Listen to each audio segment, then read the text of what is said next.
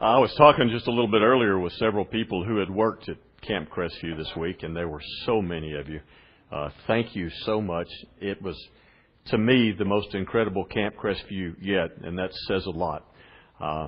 But I can't tell you how much I appreciate you and the fact that on a human plane we couldn't do without you, and I think that God has used you in a great way. When I was doing my graduate studies at the seminary, I pursued kind of an odd degree plan. Does that sound about right to you? But I had dual studies in theology, of course, and gerontology. Gerontology is the study of aging. I thought that would come in handy eventually. But during that time there, I was privileged to serve as a graduate assistant to one of the professors, the head of that department. And he worked with me and allowed me to teach a class to doctoral students. The class was on death and dying. And I got to work with doctoral students who were pastors for the most part. Some of them with a lot of seniority, pastors who had been at it for quite a while. And what I learned very quickly in teaching a class to pastors is that I learned more from them, I think, than they did from me. But as we studied death and dying, one central theme emerged throughout the class, and that was 1 Thessalonians 4:13. Brothers and sisters, we do not want you to be uninformed about those who sleep in death, so that you do not grieve like the rest of mankind who have no hope. I want you to think about that, and we're going to kind of circle back and finish the lesson today with that. But I've got another one of those lessons that I've never done before, so I'm going to kind of do the lessons completely different today as we study Psalms 30 and 31. And I'm going to start with Psalm 31. So if you want to turn there, I realize sometimes as we strive to do an in-depth Bible study, in-depth Bible study is great. I'm all for it. But one thing that I've discovered over the years is that sometimes when you spend an awful lot of time examining the leaf, you miss the grandeur of the forest. When you zero in so closely, you miss the beauty and the majesty of the forest in which the leaf resides. And as I looked at Psalm 31, I was examining various resources, and I came across a sermon by Dr. Stephen Lawson, who is a pastor and author over in Mobile, Alabama. And he used an alliterative approach to Psalm 31. Now, I'm not much for that. I don't try to force fit definitions, but this one was so beautifully done that it had to be of the Spirit. And so I want to kind of just read through with very few interruptions Psalm 31, giving you the same alliterative outline that he gave me, Dr. Stephen Lawson. And I love the way that the Lord revealed an organization to this psalm. Now, let me give you a little background about the psalm. The superscript says, for the director of music. So this psalm is meant to be sung. Now, here's something that's kind of interesting, because this isn't just a psalm of praise. And you tend to think of a psalm, of something where you're lifting up praise to the Lord, and almost all the time that's what it is. But this is an interesting psalm, and I would kind of like you to keep it in your back of your mind that, my goodness, the early church sang this. They sang this. Now, who wrote it? Can you tell from the superscript? Yep, this is a psalm of David. Now, the first 5 verses are a plea. A plea. So David is approaching the throne of God, and he's asking Him, in you, O Lord, I have taken refuge. Let me never be put to shame. Deliver me in your righteousness. Turn your ear to me. Come quickly to my rescue. Be my rock of refuge, a strong fortress to save me. Since you are my rock and my refuge, for the sake of your name, lead and guide me. Free me from the trap that is set for me, for you are my refuge. Into your hands I commend my spirit. Does that sound familiar? Does that sound familiar? Something, a little side note here that I don't know if you're familiar with this or not, but history tells us that Polycarp and Martin Luther both spoke those words as their last words. So in tune to what Christ had said on the cross, which he remembered from the Psalms, into your hands I commit my spirit. Redeem me, O Lord, the God of truth. So look at the pleas, and I hope that as I read them, I tried to accentuate them. Deliver me. Turn your ear to me. For the sake of your name, lead and guide me. Free me. So these are pleas from David as he approaches God's throne, and he's a man of need. So he has a plea for God. Okay? The second is passion. And you can almost see in these next verses David's warming up as he comes before God and as he heats up his words. I hate those who cling to worthless idols. I trust in the Lord. I will be glad and rejoice in your love, for you saw my affliction and knew the anguish of my soul. You have not handed me over to the enemy, but have set my feet in a spacious place. So he's come before God and pled to Him, asked Him to please be there for him. Now, in passion, he gives his feelings for the Lord and what he knows He's going to do to him. The next few verses, Dr. Lawson has listed as pain. And it's kind of interesting to think of this being a part of a prayer or a song to God. Be merciful to me, O Lord, for I am in distress. My eyes grow weak with sorrow, my body and soul with grief. My life is consumed by anguish, and my years by groaning. My strength fails because of my affliction, and my bones grow weak. Because of all my enemies, I'm the utter contempt of my neighbors. I'm a dread to my friends. Those who see me on the street flee from me. I'm forgotten by them as though I were dead. I've become like broken pottery. So, you know, he's pleading to God, and you wonder, well, why is he pleading? And then you see his pain. You see what's going on with him. And we don't know exactly when this happened in David's life, because there was more than one occasion when he was abandoned by not only his friends, but his family. Even the king. He was kind of a man alone. And what we get from this is likely he had a number of physical afflictions, which we're also going to see in Psalm 30, by the way. He probably had a number of physical afflictions. So he's expressing his pain to God. You think God knew it before he said it? Well, of course. You know, but remember what this is. This is a prayer, which is a conversation with God. And he's saying, God, you are great. You're beyond my comprehension. But you know what? I'm coming to you not on my own strength, because I like the last phrase, I'm broken. Have you ever noticed sometime that when God does His greatest work in your life is when you're broken? And the word for broken here is kind of like as a matter of fact, the same root word is taken from shards of pottery. So he says, look, I'm just broken shards. He hears the slander of many. There's terror on every side. They conspire against me and plot to take my life. The next few verses are petition. Petition. So he's expressed to God his pain. He tells Him what's going on in his life. Now he's going to ask. Have you ever noticed the contrast between David's prayer and so many of I'll say my own prayers or your own prayers, our own prayers? Generally, what's the first thing we do when we go to God? Petition. We ask, hello, God, give me...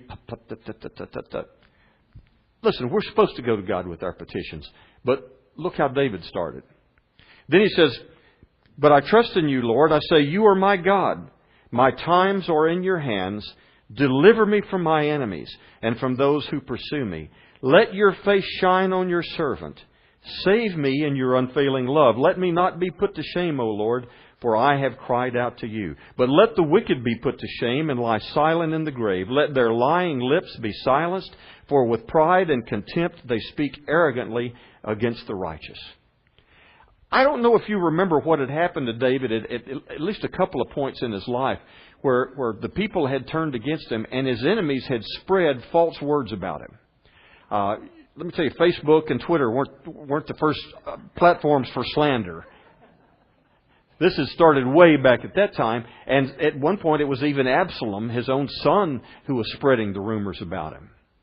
And it's kind of interesting for what he is petitioning God, and in a kind of a soft way. This is an imprecatory prayer also, because he's saying, let the wicked be put to shame and lie silent in the grave. He doesn't exactly say kill them, but he says, I hope they don't live to be very old. Spreading all these lies about me. Let their lying lips be silenced. Shut them up, Lord. Because this is damaging to me, both physically and mentally. He ends this in the last section the way he ends just about every one of his prayers, and that's with praise. So that's your other P, praise. How great is your goodness, which you have stored up for those who fear you, which you bestow in the sight of men on those who take refuge in you. In the shelter of your presence you hide them from the intrigues of men. In your dwelling you keep them safe from accusing tongues. Praise be to the Lord, for He showed His wonderful love to me when I was in a besieged city. In my alarm I said, I'm cut off from your sight. Yet you heard my cry for mercy when I called to you for help. Love the Lord, all His saints. The Lord preserves the faithful, but the proud He pays back in full. Be strong and take heart, all you who hope in the Lord. So do you see the pattern that he sets up in his prayer? And look at he says, look, I'm in pain. I am a needy man. I am broken. And then he lists all his afflictions. He says, I've been cut off. People are working against me. Everybody hates me. Nobody loves me. Think I'll go eat worms. One of those things. And then he said something kind of interesting to God. He says, please deliver me from this. And then at the last part, after his petition was praise, which in essence is saying, because I know you can do it. And it's not just a wing and a prayer type of a psalm. It's not like, if there's anybody up there, bail me out. But he closes with, I know you can do it. So thanks in advance. So there have been times since I first read this sermon that I started looking at all the P's here, and I thought, you know what, that's a pretty good model for a prayer. A plea, passion, pain, petition, and praises. And I hope that when we come before God, we do so in a state of brokenness. I hope that we do. Because God needs to see that we get it, that we aren't in charge. That we can't do it without Him. Turn back to Psalm 30, if you will. I don't want to dwell on the superscript, but I can't miss it because it's kind of interesting. You'll notice the superscript here says a psalm, a song. That might seem to you to be a distinction without a difference, but really there was a distinction, and that's that. One thing I probably neglected to tell you, when it mentions that this is a psalm and it's set to music, we tend to think of like we do music. You've got music going and you sing along with it. That wasn't how they did these psalms. The music and the singing generally didn't go on at the same time. There would be music. Brad, you and the guys would be playing, and then you'd do your part and stop, and then in a cappella, then the chorus would go ahead and sing. This is different because this was intended to be set to music. So it was a little bit different than the other psalms you might have seen. And the occasion is kind of interesting because the occasion is what some critics use to say that this was not a Psalm of David, that this is a forgery, that this is a fake. And the reason they say that is that the superscript says for the dedication of the temple. David didn't build the temple. His son did. And what does it say next? Of David. But let me tell you what I think's going on. This is not like a groundbreaking or a dedication after it's done or a ribbon cutting. Their concept of dedication was different than ours.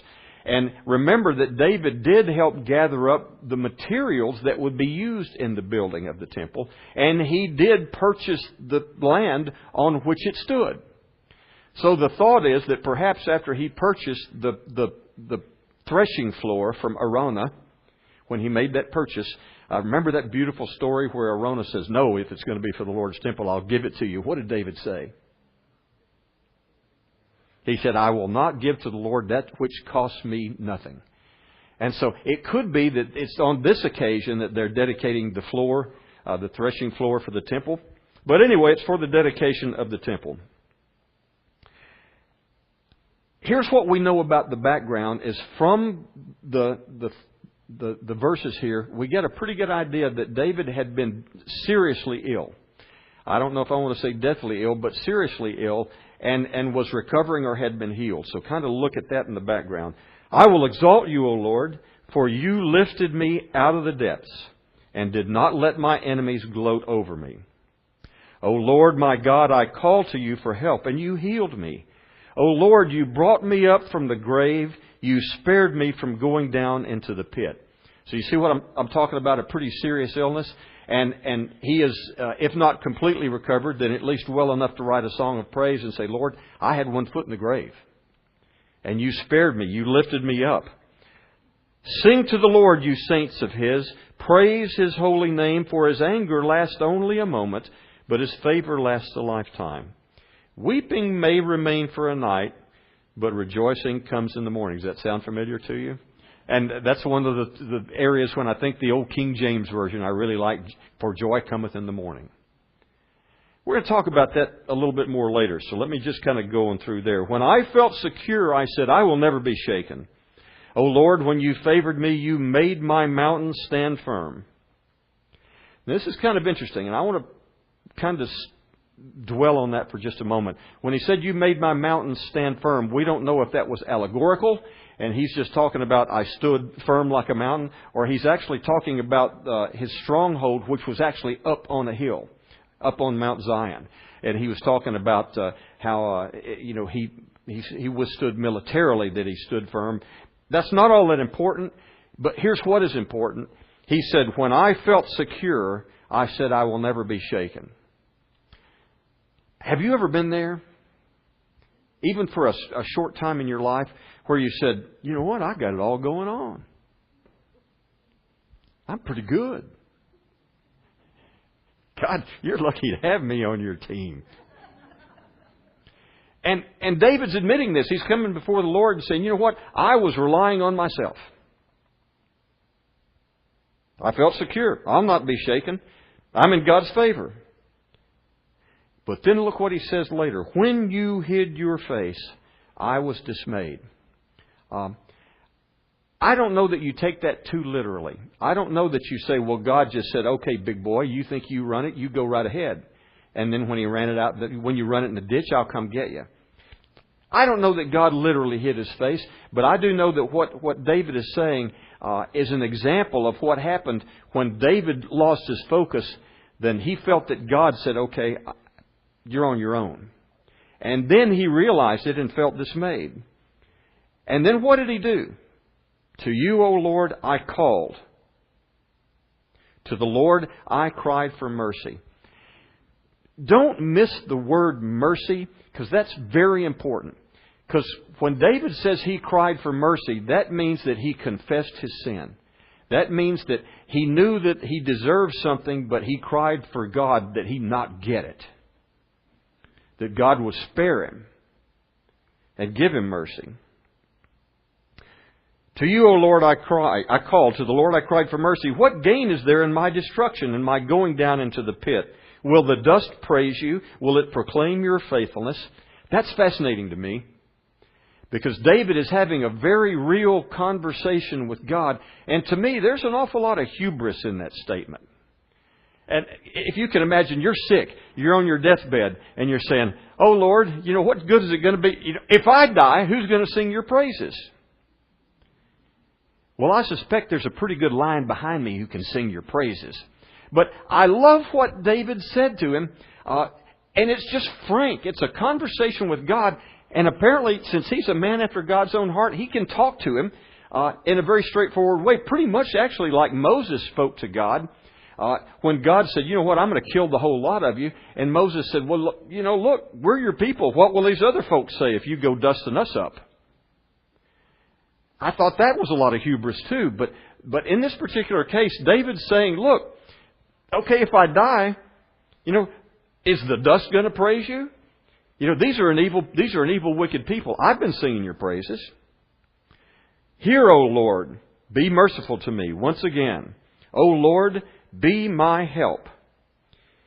Then here's what's kind of interesting. He's looking back on his recovery, and he said, you turned my wailing into dancing. You removed my sackcloth and clothed me with joy.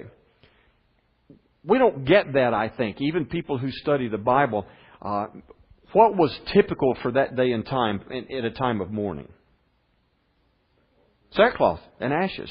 And so when you came to repent, or whether you're in a time of mourning, either way, you would heap ashes on your head and sit with sackcloth around you.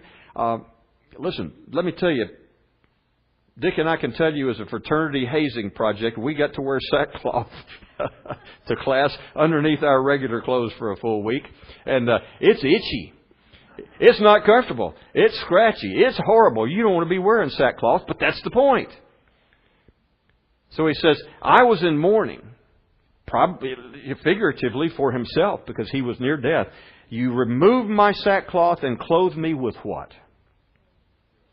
He didn't just say, you healed me, and now I guess I'm doing okay. What replaced one of the lowest times in his life? Joy.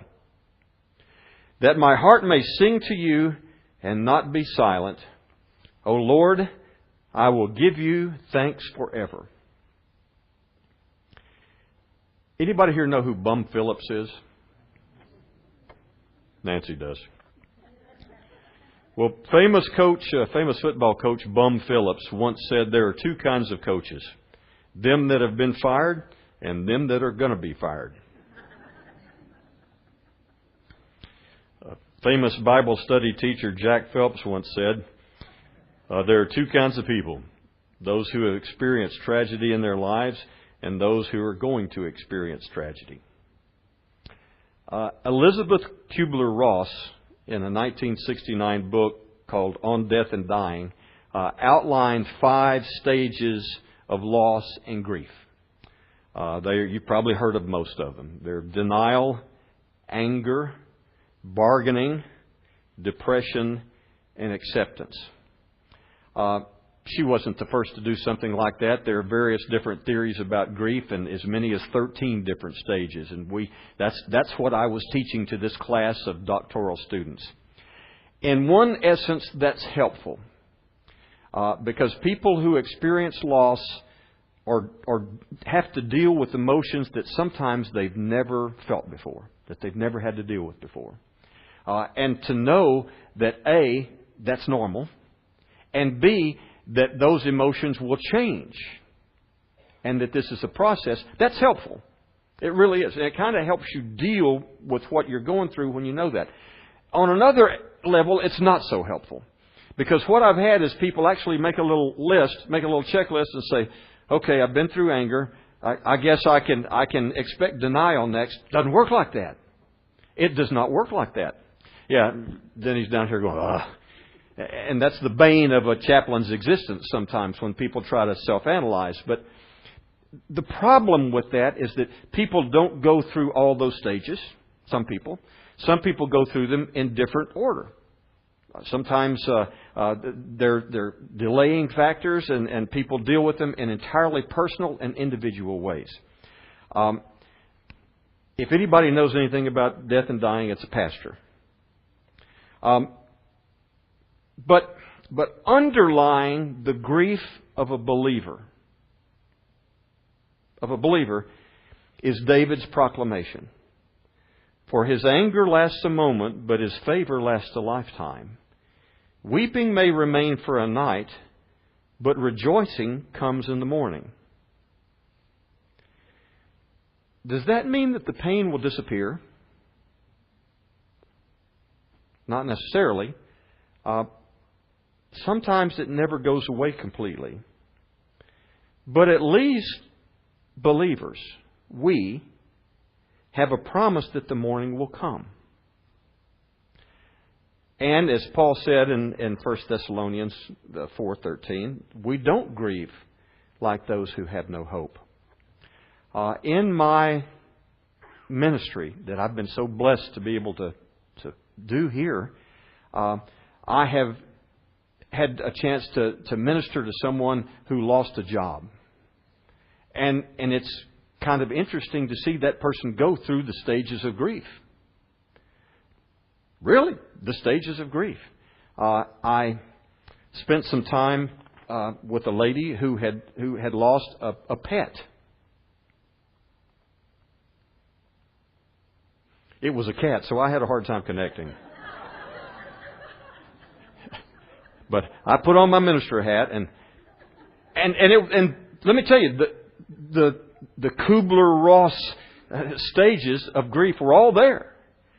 And so a loss, whatever the loss of a loved one, and losses come in all kinds of flavors, but the same principle appears. And it's kind of interesting the way he phrased it here. When he said that joy comes in the morning, rejoicing comes in the morning, weeping may last for a night. The Hebrew there is very difficult to translate. But the idea is a time of sickness. This wasn't particularly referring to mourning. It was referring to sickness. Does this mean that we won't doubt that the morning will come? Have you ever been there? And there's sometimes I've said, yeah, I know what that says, but I just don't see the sun coming up. I'm sorry. That's okay. God's prepared for that. His shoulders are very broad. And it's okay to question Him. It's okay to doubt Him. As long as you remember a promise. You don't have to believe it in the middle of the circumstances. You don't have to embrace it. But the fact is that it's there. And there is undoubtedly a comfort that separates those who have that bedrock of faith, even though sometimes it can be shaky, to know, you know what? There will be tomorrow. The sun's going to come up.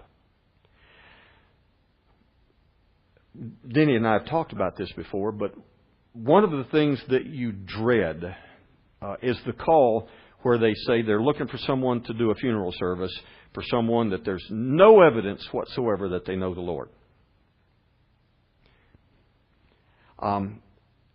Thank goodness the Lord relieved me many years ago of the responsibility of deciding who goes to heaven. So I don't ever make the assumption this person's lost, because I never know. But sometimes there's no indication that they do. And when you look and work with the family and work through the circumstances with the family, Paul is absolutely 100% right. We do not grieve like those who have no hope. We don't. And I have been with many, many families during their time of grief. And even as deep as the grief may be, if there's no hope, it is dark. It is dark. And the hope is a promise. It's not a wishing and a hoping. It's a promise. And that's a promise that even though it's night now, that the morning's coming. And if I know that, then I know I can work through the other things. Have you faced tragedy in your life?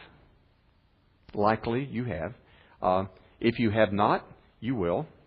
And when you do, this is a promise to cling to, because we do not grieve like those who have no hope.